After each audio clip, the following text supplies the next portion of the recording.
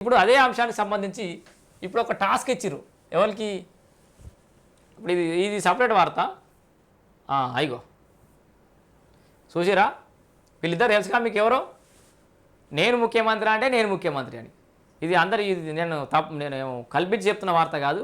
చాలా మీటింగ్ల కాడ కవిత సీఎం అని చెప్పేసి కవిత గురించి కోరుతురట మొన్నటిదాకా అంటే అధికారం పోయిన తర్వాత ఇదంతా దుకాణం మొదలైంది కేటీఆర్ సీఎం అని వాళ్ళు ఒరుడు ఇదంతా దుకాణం అయిపోయింది వాళ్ళిద్దరి మధ్య లేదు సఖ్యత జరిగింది అసలు బీఆర్ఎస్కు సంబంధం లేకుండా కొత్త కార్యక్రమాలు తీసుకుంటుంది కవిత అని చెప్పేసి కూడా వార్తలు చూసినాం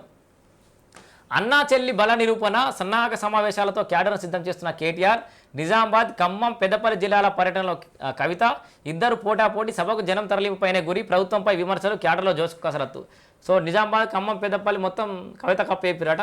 బీఆర్ఎస్ సభ కోసం పోటాపోటీగా జన సమీకరణ చేస్తున్నారు కల్వకుంట్ల కవిత ఒకవైపు బీఆర్ఎస్ వర్కింగ్ ప్రెసిడెంట్ కేటీఆర్ మరోవైపు ఇద్దరు సభ సక్సెస్పై ముమ్మర ప్రయత్నాలు చేస్తున్నారు కానీ ఇద్దరు ఫోటో ఉందని ఇంకొక ఆయన ఫోటో మిస్ అయిపోయింది ఎవరిది హరీష్ రావు కాకది ఫోటో మిస్ అయిపోయింది వాస్తవానికి నేను కూడా బాధపడుతున్నా హరీష్ అన్న ప్రాంత వాసిగా హరీష్ అన్న ఫోటో లేకపోవడం నిజంగానే బాధాకరం ఎందుకంటే రజతోత్సవ సభ ఇది మీరు వేరే రాజకీయ సభ కాదు పార్టీ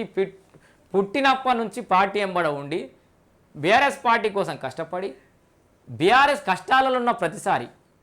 ట్రబుల్ వచ్చిన ప్రతి జాగాల ట్రబుల్ షీటర్ లెక్క పనిచేసినటువంటి హరీష్ రావుకు పోస్టర్ల చోటు లేదు హరీష్ రావు ఫోటోనే లేదు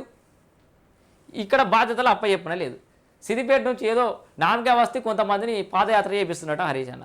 సో హరీష్ అన్న అభిమానులు అందరూ కూడా బాధపడుతున్నారు వాస్తవానికి నాతో చాలామంది చెప్పుకుంటా మా హరీష్ అన్న ప్రియారిటీ గిట్ల అయిపోయా బీఆర్ఎస్లో చెప్తాం మాకు కూడా టైం వస్తుంది కేటీఆర్ బాగా డ్రామాలు చేస్తుండు వాళ్ళ పెత్తనం ఎక్కువైపోయింది హరీష్ అన్న దూరం పెట్టిరని చెప్పేసి చాలామంది బీఆర్ఎస్ వాళ్ళు బాధపడుతున్నారు సన్నాహక సమావేశాలతో క్యాడర్ సిద్ధం చేస్తున్నారట ప్రభుత్వంపై ఇరువురు విమర్శలు చేస్తూ కేడర్లోనూ జోష్ నింపే ప్రయత్నం చేస్తున్నారు పార్టీ 25 ఏళ్ల ప్రస్తావాన్ని పురస్కరించుకొని ఈ నెల 27న వరంగల్ జిల్లా ఎల్కతుర్తిలో రజతోత్సవ సభ నిర్వహిస్తోంది ఈ సభను హైకమాండ్ ప్రతిష్టాత్మకంగా తీసుకుంది సభను విజయవంతం చేసి ప్రజలంతా బీఆర్ఎస్ వెనంటి ఉన్నారని చెప్పడంతో పాటు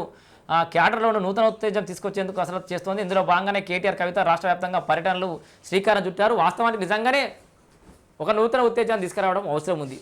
ఎందుకంటే భారత రాష్ట్ర సమితి చాలా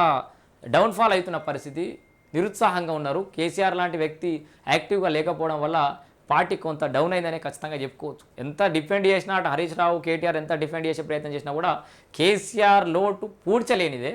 సో వాళ్ళ క్యాడర్ అంతా కొంత డల్ అయిపోయింది అధికారం పోయి 15 నెలలు గడుస్తున్న సమయంలో ఇప్పటిదాకా ప్రధాన ప్రతిపక్ష నాయకుడు బయటకు వచ్చి వాళ్ళలో జోష్ నింపే ప్రయత్నం ఇప్పటిదాకా చేయలేదు సో ఈ మీటింగ్ తోటి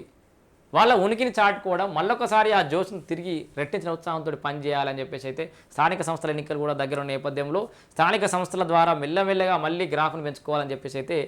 భారత రాష్ట్ర సమితి అయితే ఆలోచన చేస్తుంది దానికి అనుగుణంగా ముందుకైతే పోతోంది ఇక అన్నా చెల్లిల బల నిరూపణల మరి ఎవరు బలం నిరూపించుకుంటారు అటు కవిత ఎక్కువ మ్యాథ్స్ గ్యాదరింగ్ చేయగలుగుతుందా లేదంటే కేటీఆర్ చేస్తాడా